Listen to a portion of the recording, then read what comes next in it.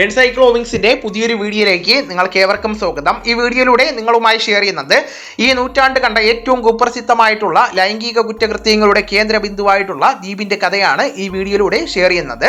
നമ്മുടെ വീഡിയോ ആദ്യമായി കാണുന്ന സുഹൃത്തുക്കളാണെങ്കിൽ ആദ്യമേ തന്നെ ചാനൽ ഒന്ന് സബ്സ്ക്രൈബ് ചെയ്യുക. അപ്പോൾ നമുക്ക് വിശദാംശങ്ങളിലേക്ക് അടക്കാം. അമേരിക്കൻ ഗവൺമെന്റ് പുറത്തുവിട്ട എപ്സ്റ്റൈൻ ഫയലുകളുടെ ശേഖരത്തിൽ ടിബറ്റൻ ബുദ്ധമതക്കാരുടെ ആത്മീയ നേതാവും നൊബേൽ പുരസ്കാര ജേതാവുമായിട്ടുള്ള ദലൈലാമയുടെ പേരും ഉൾപ്പെട്ടിരുന്നു എന്ന റിപ്പോർട്ട് ലോകമെമ്പാടും വലിയ ചർച്ചകൾക്കാണ് വഴി തുറന്നത്. ലൈംഗിക കുറ്റവാളി എന്ന് വിധിക്കപ്പെട്ട ജെഫ്രി എപ്സ്റ്റീനെ അദ്ദേഹം ഒരിക്കലും കണ്ടിട്ടില്ല എന്ന് ദലൈലാമയുടെ ഓഫീസ് പ്രതികരിച്ചിരുന്നു.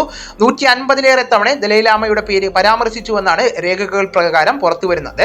ഇതോടെ ഈ നൂറ്റാണ്ട് കണ്ട ഏറ്റവും കുപ്രസിദ്ധമായിട്ടുള്ള ലൈംഗിക കുറ്റകൃത്യങ്ങളുടെ കഥകൾ വീണ്ടും ലോകം സജീവമായിട്ട് ചർച്ച ചെയ്യുകയാണ്.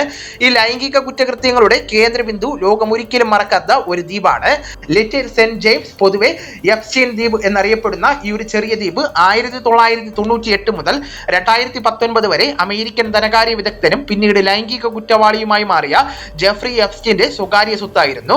കരീബിയൻ സമുദ്രത്തിന്റെ ആഴങ്ങളിൽ നിന്ന് ഉയർന്ന പർവ്വത ശിഖരങ്ങളാണ് വിർജിൻ ദ്വീപുകൾ എന്നറിയപ്പെട്ടിരുന്നത്. ഏകദേശം 78 ഏക്കർ വിസ്തൃതിയുള്ള ലിറ്റിൽ സെന്റ് ജെയിംസ് ഈ ഒരു ദ്വീപ് സമൂഹത്തിലെ ഒരു ചെറിയ ഭാഗം മാത്രമാണ്. എന്നാൽ ലോകം മുഴുവൻ ഞെട്ടിയ കുറ്റകൃത്യങ്ങളുടെ കേന്ദ്രമായി മാറിയതോടുകൂടി ഈ ഒരു ദ്വീപ് ചരിത്രത്തിൽ തന്നെ ഏറ്റവും ഭീകരമായിട്ടുള്ള അടയാളങ്ങളിൽ ഒന്നായി മാറി. കരീബിയൻ കടലിന്റെ പ്യൂട്ടോറിക്കയുടെ കിഴക്ക് ഭാഗത്ത് സ്ഥിതി ചെയ്യുന്ന ദ്വീപ് സമൂഹമാണ് വിർജിൻ ദ്വീപുകൾ.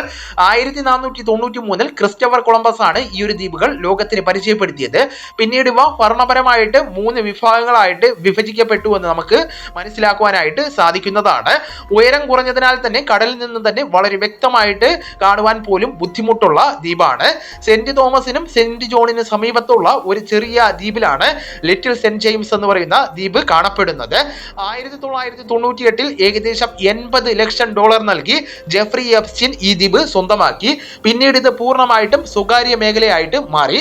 ശൈത്യകാലങ്ങളിൽ ശക്തമായിട്ടുള്ള കാറ്റും നേരിയ മഴയും അനുഭവപ്പെടുന്ന ഈ ദ്വീപ് പുറമേ ഒരു ആഡംബര അവധി കേന്ദ്രം പോലെ തോന്നിയിരുന്നു. എന്നാൽ വർഷങ്ങൾക്കിപ്പുറം പുറത്തു വരുന്ന വിവരങ്ങൾ ഈ ഒരു ദ്വീപിനെ പാപികളുടെ ദ്വീപ് എന്ന വിളിപ്പേരിലേക്കാണ് എത്തിച്ചിരിക്കുന്നത്.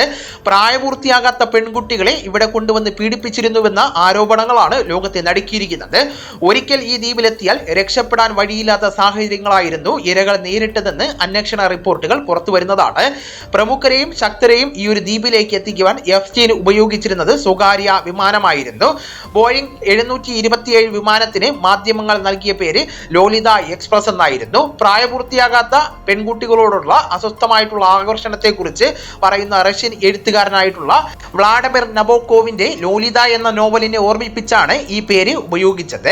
ഈ വിമാനത്തിൽ യാത്ര ചെയ്ത നിരവധി പ്രമുഖരുടെ പേരുകൾ പിന്നീട് പുറത്തു വന്നതോടുകൂടി എപ്സ്റ്റീൻ ദ്വീപ് ഒരു വ്യക്തിയുടെ കുറ്റകൃത്യങ്ങളുടെ കഥ മാത്രമല്ല, അധികാരത്തിന്റെയും സ്വാധീനത്തിന്റെയും ഇരുണ്ട വശങ്ങൾ തുറന്നു കാണിക്കുന്ന ഒരു ആഗോള വിവാദമായിട്ട് മാറിയിരിക്കുകയാണ്. അപ്പോൾ ഈ വിവരങ്ങൾ നിങ്ങളുടെ സുഹൃത്തുക്കളിലേക്കും മറ്റ് ഗ്രൂപ്പുകളിലേക്കും കൂടെ ഷെയർ ചെയ്യുക. നമുക്ക് തുടർന്നും വിജ്ഞാനപരമായിട്ടുള്ള മറ്റ് വീഡിയോസും ആനുകാലിക വിവരങ്ങളുമായിട്ട് വീണ്ടും കാണാം. അതുവരെ ഗുഡ് ബൈ.